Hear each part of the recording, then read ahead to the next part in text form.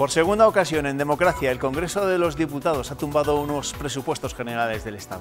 La primera vez fue en 1995, gobernando Felipe González.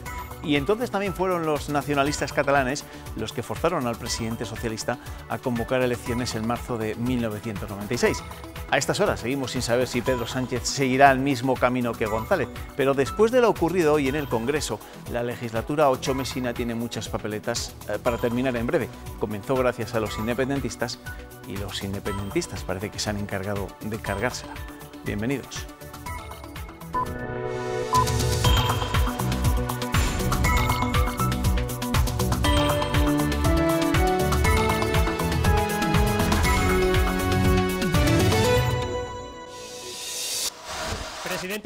Nuestra imagen del día la protagoniza hoy el momento de la atropellada salida del presidente del Gobierno del Congreso entre una nube de periodistas que le preguntaban si iba a adelantar las elecciones. Se lo preguntaban los compañeros después de ver cómo los independentistas sentenciaban los presupuestos en la Cámara Baja. El viernes, después del Consejo de Ministros, Pedro Sánchez anunciará su decisión sobre ese posible adelanto electoral. Le ocurrió a Felipe González en 1995. Comienza la votación. Y ahora, en 2019, también a Pedro Sánchez. Sí, 191. No, 156 más 2 votos emitidos telemáticamente. Por tanto, rechazado el proyecto de ley de presupuestos generales del Estado. La cara de la ministra de Hacienda lo decía todo. También la del presidente del Gobierno. Presidente, llegó el momento de las elecciones. Sin responder a nadie. Señor Sánchez, ¿va a convocar elecciones? Sánchez abandonaba así el Congreso. Sus ministros tampoco resolvían la gran duda. Es una decisión que le corresponde al presidente. Pues lo tiene que decidir el presidente. Eso es el presidente. Pero su socio Podemos ya lo da por hecho. Asumo que va a haber una convocatoria de elecciones. Y tanto PP como Ciudadanos también. Después de medio año reclamándolo, ya es absolutamente inaplazable la convocatoria de elecciones generales. Convoque elecciones ya. No puede agonizar más lo que está agotado y muerto. Los independentistas catalanes, tras tumbar las cuentas de Sánchez, se lavan las manos. Si convoca elecciones, será pensando que tiene todas las bazas para ganarlas. Eso no depende para nada de nosotros. ¿Y cuándo podrían ser esas elecciones? Básicamente hay tres opciones: 28 de abril, 26 de mayo con municipales, autonómicas y europeas, o esperar a otoño, aunque gobernar hasta entonces sería muy complicado. El viernes saldremos de dudas. Bueno, saldremos de dudas o quizá no tantas. El caso es que la política nacional y esa posible convocatoria de elecciones durante los próximos meses va a ocupar buena parte de nuestro tiempo de tertulia. Un día más, una tertulia que esta noche voy a compartir con Miguel Ángel Quintana. Miguel Ángel, ¿qué tal? Bienvenida, hola. Buenas noches. Muy bien. Y con Monse Serrador. Monse, ¿qué tal? Bienvenida, buenas noches. Buenas noches. Luego os preguntaré por cábalas, ¿eh? De momento, ir haciendo cuentas. Y Ernesto Escapa nos trae los periódicos en cuyas primeras, Ernesto, encontramos también lo que es la situación nacional, ¿no? En algún caso, sin dudas, casi. El Norte de Castilla titula: El rechazo de los presupuestos obliga a Sánchez a convocar elecciones. Y también señala que el presidente va a anunciar mañana la fecha de los comicios anticipados, con el 28 de abril como la más probable. Mañana por el viernes. El viernes, sí, claro. Este periódico es el del jueves y mañana por el viernes. Y Pablo Casado, señala también en la portada, abre la campaña ofreciéndose a Ciudadanos y a Vox como candidato de la derecha a la Moncloa. Diario Palentino titula: La legislatura hace aguas al naufragar el presupuesto con el rechazo secesionista. Y también Diario de Ávila destaca este mismo asunto: los independentistas derriban las cuentas y ponen fin a la legislatura. Diario, cambiando de tema, radicalmente de tema, Diario de Burgos saluda la vuelta a casa de los 2 sillares visigóticos robados en 2004 en la iglesia de Quintanilla de las Viñas, en el Alfoz de Lara. Y esta sí que es una gran noticia. Señala también que el destino, que ahora están en el Museo de Burgos, que han llegado al Museo de Burgos, y que el Estado va a decidir, tras consultar a la Junta, cuál es su destino. Ya. Si van a ir a volver a la ermita o van a permanecer en el museo. Diario de Valladolid, El Mundo, titula: El convento de San Quirce y Santa Julita se derriba para ser residencia de ancianos, y se van a construir 72 alojamientos independientes asistidos. Aunque es un convento histórico, lo que se va a derribar es una edificación de los años 70, mientras la iglesia se mantiene abierta al culto. Diario de León destaca que las zonas mineras perdieron en 10 años el 35% de sus negocios y de la actividad de los autónomos.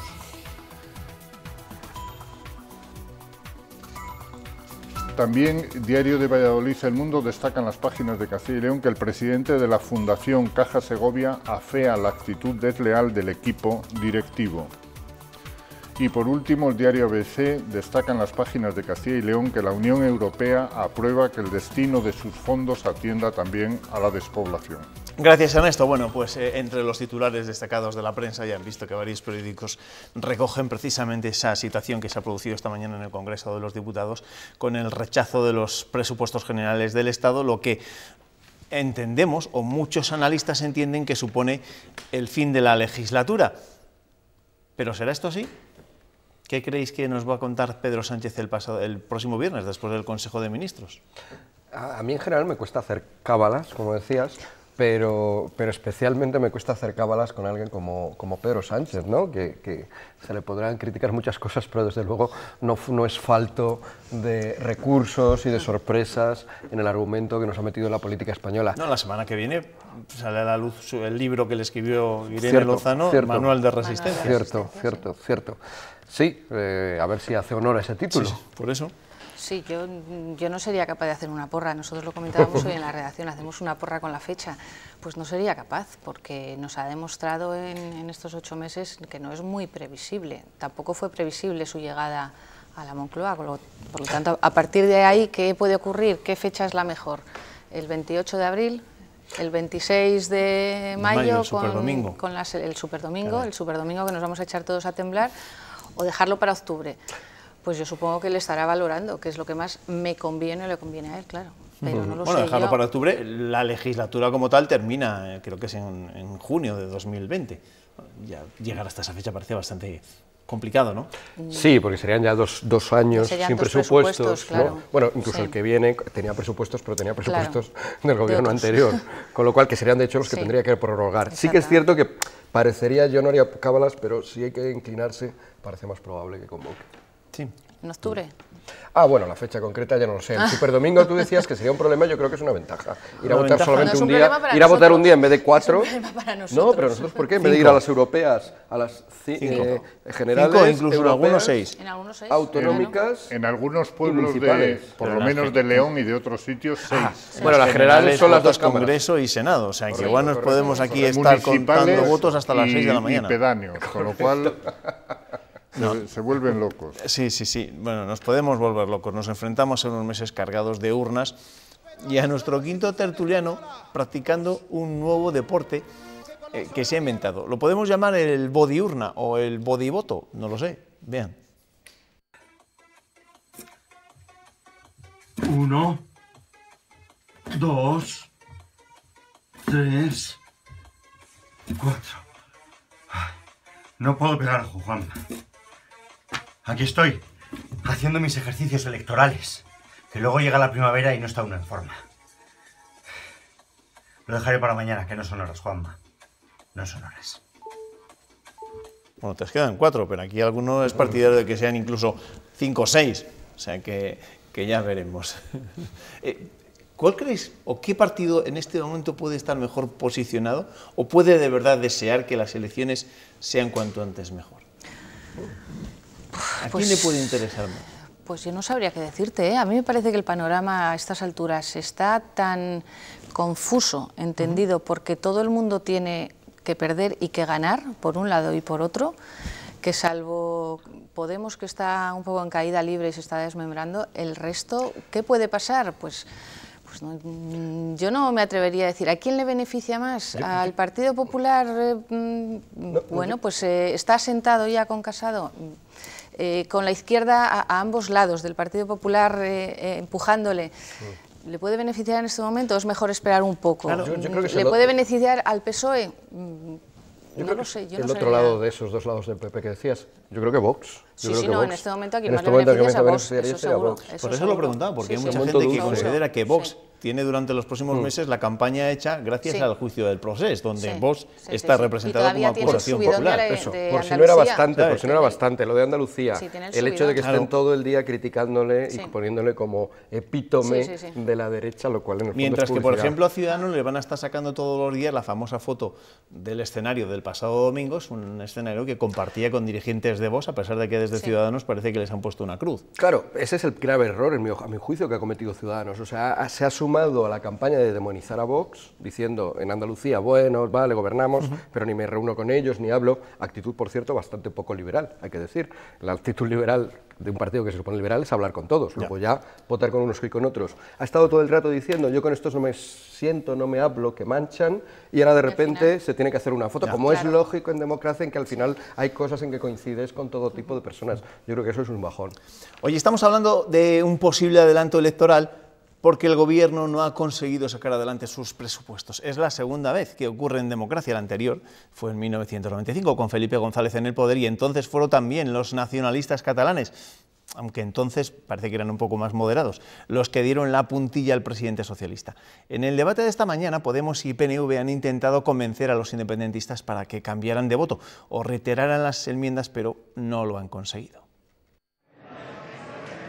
Lo han intentado hasta el último minuto. No veo cuál es la ventaja para Cataluña de rechazar estos presupuestos. Convencer a los independentistas catalanes de que no tumbaran los presupuestos. No hay argumentos suficientes para tirar estos presupuestos. Creo que estos presupuestos son unos presupuestos buenos para el conjunto de los ciudadanos. Les recuerdan que las condiciones independentistas, que nada tenían que ver con las cuentas, eran inadmisibles. Y ustedes lo saben, y lo han sabido siempre, y han sabido siempre cuáles eran los límites del diálogo, y aún así los ponen encima de la mesa con la única intención de dinamitar ese diálogo. Y les han hecho ver que votan con la derecha del 155. La oposición irresponsable ha dicho Lastra que busca la crispación. La derecha de siempre, la del cuanto peor mejor. En la calle no se convocan las elecciones. Si quieren cambiar el gobierno, deberían presentar una moción de censura. A Ciudadanos todos le han advertido del peligro que corre acercándose a Vox y le han recordado esta foto que aseguran le perseguirá en Europa.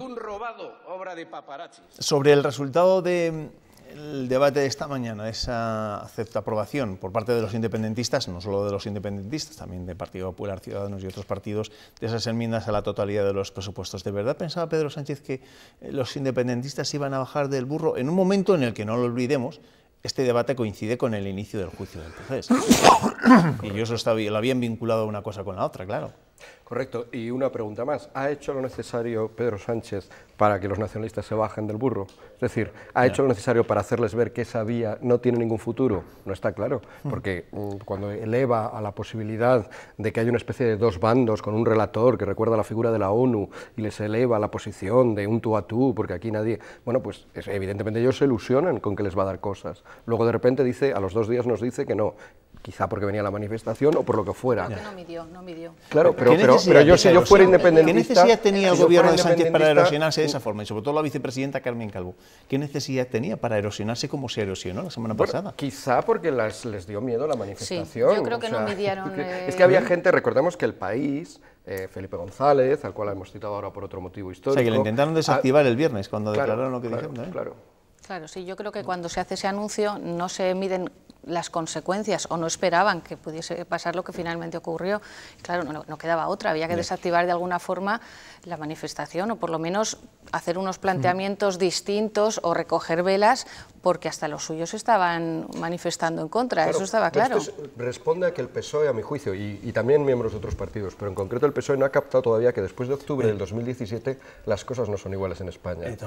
Bueno, no son iguales en España. Te iba a decir que qué iguales son las cosas en España que en 1995, ¿no? Cuando recordaba nuestro compañero Rubén Hernández esa imagen de Felipe González cuando le tumbaron los presupuestos en aquella ocasión la Convergencia y Unió de Jordi Pujol. Fíjate si han pasado años. Sí, pero allí era por otro motivo. Era Otro motivo. Allí es que Felipe González estaba ya tan quemado por la corrupción que temieron que el incendio... Era otro motivo, pero fueron los mismos. Sí, bueno, los mismos. Seguimos en manos de los mismos. Si nos ponemos en términos absolutamente literales, era Convergencia, ese partido ahora desapareció por corrupción. Sí, pero no había una soberanía. No había una soberanía sobre la mesa como está haciendo ahora. El problema fundamental es ese, que yo mismo, o sea, no sé si vosotros, pero yo mismo no me imaginaba una reacción como la que hubo. Es decir, tú lees la noticia, te das cuenta de que un relator es poner dos bandos a la misma altura, es lo que hace la ONU, yo qué sé, cuando se pelean tutsis y hutus, o sea, con una cosa así como muy...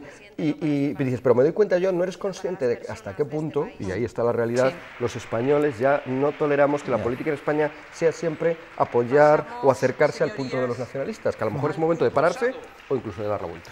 Del posible adelanto electoral también han hablado los políticos de casa. El candidato del PSOE a la presidencia de la Junta dice que su partido no tiene ningún miedo a esa posibilidad. Luis Tudanca asegura que afronta las elecciones generales y las autonómicas con la moral a tope. A los socialistas no nos asustan las elecciones, ni aquí en Castilla y León ni en España. Esto es como los buenos estudiantes. Si tienes la tarea hecha y has estudiado, no te preocupa el examen. El que está asustado es el Partido Popular de Castilla y León, que no quiere que se hable de Castilla y León. Declaraciones que hacía el Tudanca en su visita a la localidad sorrina de Vinuesa. Por su parte, el secretario general de Podemos en nuestra comunidad lamentaba que no se hayan aprobado los que ha calificado como los presupuestos más sociales de la democracia, pero reconoce que ya no queda más remedio que adelantar las elecciones. Asegura que la situación interna de su partido no le preocupa a la hora de fijar esa fecha y que debe ser cuanto antes. El hecho de que puedan ser en abril o en mayo o en otoño no pienso que sea un factor decisivo a la hora de incrementar o minorar el número de votos. Lo que sí que pienso es que quien está con la calculadora en la mano a día de hoy es Pedro Sánchez, que está escudriñando las distintas posibilidades para fijar unas elecciones generales no en clave de interés de país. Esa declaración que forma parte de una entrevista concedida a nuestros compañeros de la 8 León en el programa El Filandón. Pues de lo que quiere hablar últimamente el candidato del PP a la presidencia de la Junta es del Estado autonómico. En Miranda de Ebro, en Burgos, volvía a criticar a Vox por cuestionar las autonomías, al mismo tiempo que volvía a reprochar al presidente del Gobierno sus coqueteos con el independentismo. Lo que quieren algunas fuerzas políticas es que dejen de existir las comunidades autónomas para que las decisiones que nos afectan aquí se tomen desde Madrid, para entregar la gestión de esos servicios públicos precisamente al Gobierno de Pedro Sánchez y de sus aliados comunistas y separatistas. Monse, como un seguidor, se ha dado cuenta en que Alfonso Fernández Mañueco no dice Vox, habla de algunos partidos. Jamás, y ya hemos soportado unos cuantos, soportado. O sea, va a ser también como Luis Tudanca también lo dijo, que no piensa hacer en la campaña Vox, que no va a salir de su boca. No mienta, todos sabemos de quién habla, pero no lo mienta. Pero alude a él. O sea, claro, en mi opinión, no hay ninguna duda, lejos de mí pretender ser asesor político de Mañueco, pero en mi opinión, si ya hablas de otro, ya le estás haciendo publicidad. Claro. Digas algunas fuerzas políticas, digas la fuerza política que empieza por V y acaba por X. Me da igual. Todos tenemos claro a quién se está refiriendo. Y es más, saca un asunto que es el de la eliminación de las autonomías, que creo que en Castilla y León, que en general nos gusta tener la autonomía, pero tampoco estamos apasionados por ella. Ni tampoco vamos a decir, oh Dios mío, que vayan al Averno. O sea, que todos las queremos, pero entonces, que no somos precisamente una imagen de autonomía. Y que con eso ya vamos a decir, Dios, Vox, bueno, o el partido sin nombre, fuera. ¿Eso da algún tipo de resultado? No citar a un partido que yo está ahí. Yo creo que no. Y que puede ser el partido que te consiga upar a la presidencia de la Junta, no lo olvidemos. Yo creo que ese tipo de estrategias la gente ya sabe a quién está nombrando, aunque no diga su nombre. En fin. Bueno, el origen de todo lo que ha sucedido hoy y de lo que está sucediendo últimamente en la política nacional pues está relacionado con el proceso y con el juicio que comenzaba ayer. Mañana llega uno de los momentos estelares de ese proceso con la declaración de Oriol Junqueras en el Supremo. En la sesión de hoy, la Fiscalía y la Abogacía del Estado han defendido la imparcialidad del tribunal y que no se juzgan ideas, sino actos gravísimos contra la legalidad. La Fiscalía dice que los argumentos de las defensas de los acusados son falsos y falaces. Más que alegatos defensivos, parecen auténticos liberos acusatorios. Se pretende transformar en víctimas de una persecución política a quienes han fracturado y quebrantado gravemente el orden constitucional. El Ministerio Público y la Abogacía del Estado han enfatizado la imparcialidad del tribunal y que este no es un juicio político.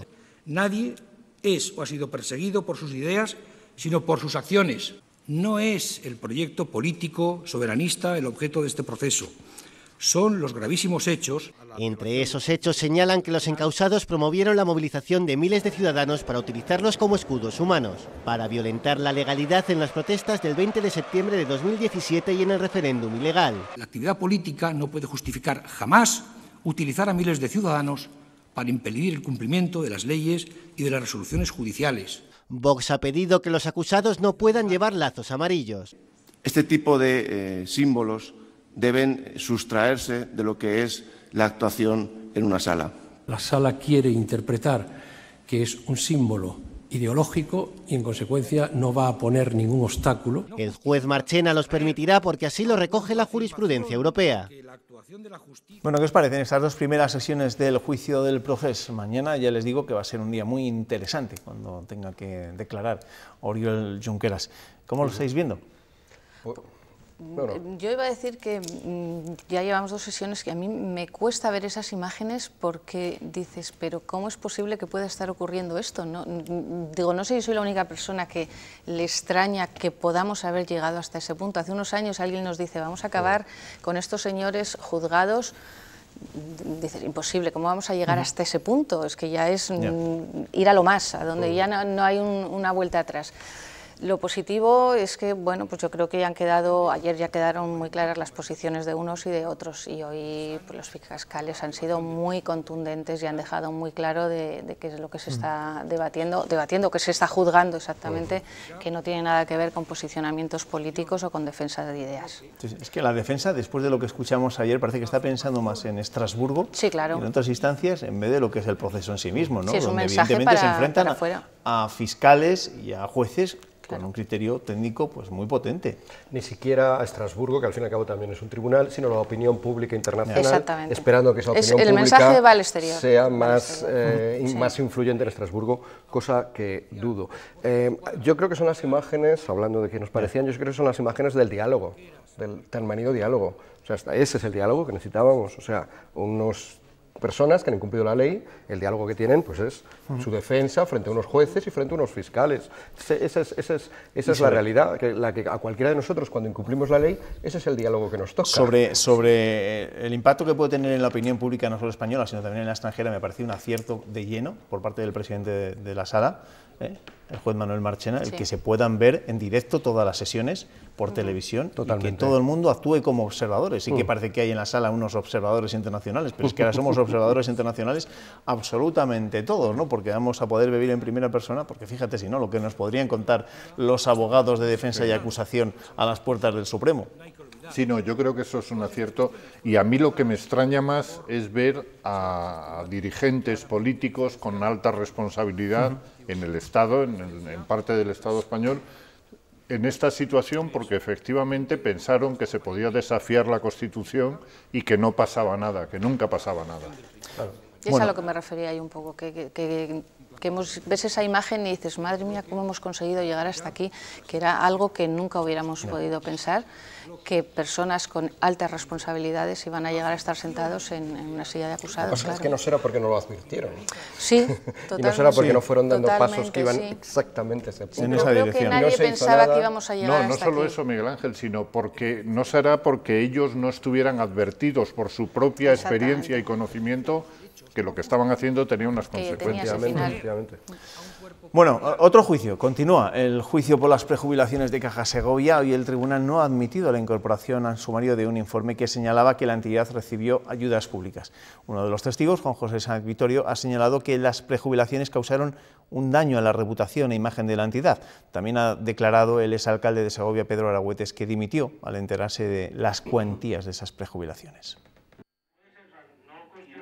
Las defensas, el Ministerio Fiscal y el Tribunal han rechazado añadir al sumario de la causa un informe de junio de 2013 en el que, según la acusación particular, señalaba que Caja Segovia sí recibió ayudas públicas del FROB.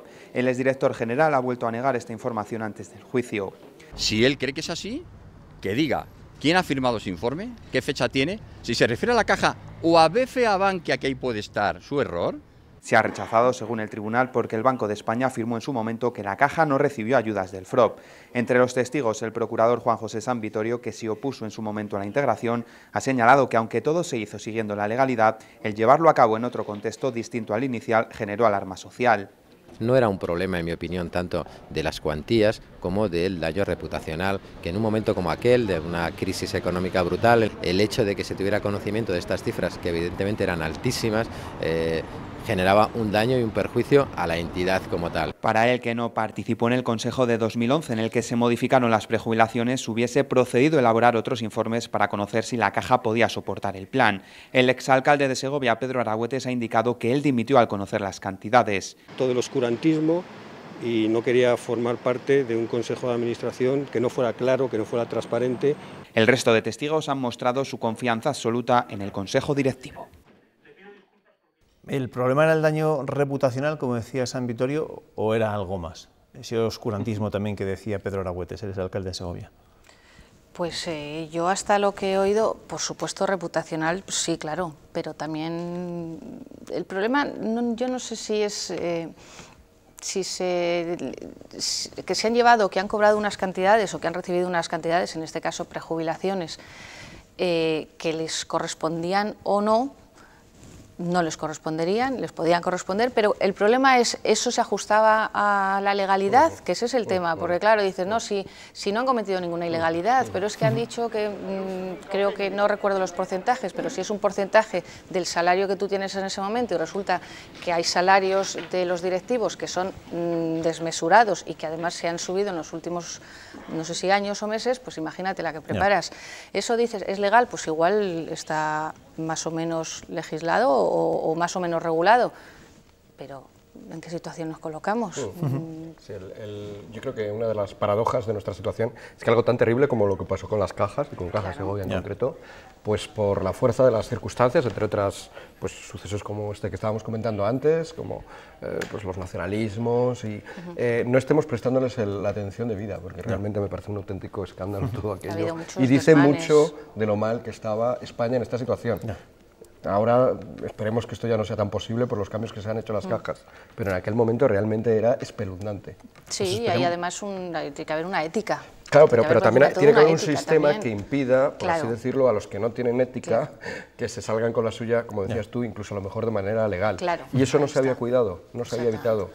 Bueno, vamos a terminar con otra cosa un poco más amable, porque este miércoles se ha presentado una nueva edición de las Edades del Hombre, la 24ª, se va a celebrar en Lerma. Bajo el nombre de Ángelis, las obras seleccionadas se ubicarán en 3 espacios de la Villa Ducal.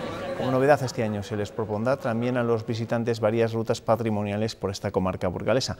Todavía no se sabe el día exacto de su inauguración, pero será en el mes de abril cuando esta exposición abra sus puertas. La Junta de Castilla y León va a destinar más de 1,7 millones de euros a este proyecto cultural. Estamos seguros de que en esta edición Lerma, uno de los pueblos más bellos de España, asentado sobre una tierra que sabe, sobre una tierra que huele a vino, recoge el testigo de esta nueva muestra. Otra novedad de esta edición van a ser un ciclo de conciertos. Todo el mundo aquí, yo creo que la mayoría, inmensa mayoría, sabemos que Lerma tiene 2 de los grandes órganos más importantes. Una de las villas más bonitas de España y con mayor historia de nuestro país, Ernesto. Sí, evidentemente. No te lo perderás, ¿no? Sí, yo la verdad es que a mí Lerma siempre me ha gustado muchísimo, no solo por la propia villa, sus miradores y su plaza mayor, sino también por la zona de la Arlanza en que está situada. ¿Qué opinas de esa nueva edición de las Edades? Es verdad que todavía no nos han presentado, porque todavía no, evidentemente, cuáles van a ser las piezas que van a formar parte de esa exposición, pero entiendo que es una exposición que tiene el éxito asegurado en cuanto a visitantes, estando Lerma donde está, a mitad de camino de Burgos, del País Vasco, de Madrid. Está en un sitio estupendo, pero también para el resto de la comunidad, no solo para los madrileños y los vascos. Está en un sitio muy accesible, muy visitable y con un entorno muy atractivo también para ir a visitar sitios cercanos, próximos, como Covarrubias, como Aranda, como Gumiel. Muy bien, Gumiel, a ver si te ibas a olvidar el Gumiel, por favor. La experiencia de Aguilar ya de unir, hacer no solo una exposición, sino también ofrecer algo más, ofrecer excursiones, las rutas por la montaña en Aguilar de Campo, ahora también precisamente ir un poco a eso, hacer una oferta mayor, no solo de la propia exposición, pues yo creo que tiene el éxito asegurado como pasó en Aguilar, claro. La propia ermita de la que hablábamos antes, ¿no? La de Quintanilla de las Viñas, le lleven o no los capiteles en sí misma como ejemplo de arquitectura visigótica, es de lo poquito que queda en España de esas características. De la arquitectura que merecería de verdad el impulso para ser declarada Patrimonio de la Humanidad, porque esa sí que es una singularidad nuestra, de Castilla y León. Pero habría que ponerla un poco más en valor, ¿eh? Sí. Porque si vas a conocerla, el sitio está donde está. Pero sí, bueno, San Pedro de la Nave ya está muy bien arreglada, muy bien iluminada, es decir, que ahora Quintanilla de las Viñas necesita un impulso. Bueno, pues nada, bienvenida sea esta nueva edición de Las Edades del Hombre. Por supuesto que nosotros aquí en Castilla y León Televisión vamos a estar muy pendientes, de momento pendientes de cuándo va a ser la inauguración, que en buena medida está al albur de la agenda de la reina doña Sofía, que es quien suele inaugurar ese tipo de exposiciones. Miguel Ángel, gracias. Ya veo que no os arriesgáis a hacer ninguna porra sobre cuándo son las elecciones, no se puede jugar con vosotros a nada. Yo ni la noche electoral llega. Gracias, Monse. Que os vaya bien, Ernesto, que te espero mañana, ¿vale? Hasta mañana. Y a ustedes les espero dentro de un par de minutos a la vuelta de la publicidad. Hasta ahora.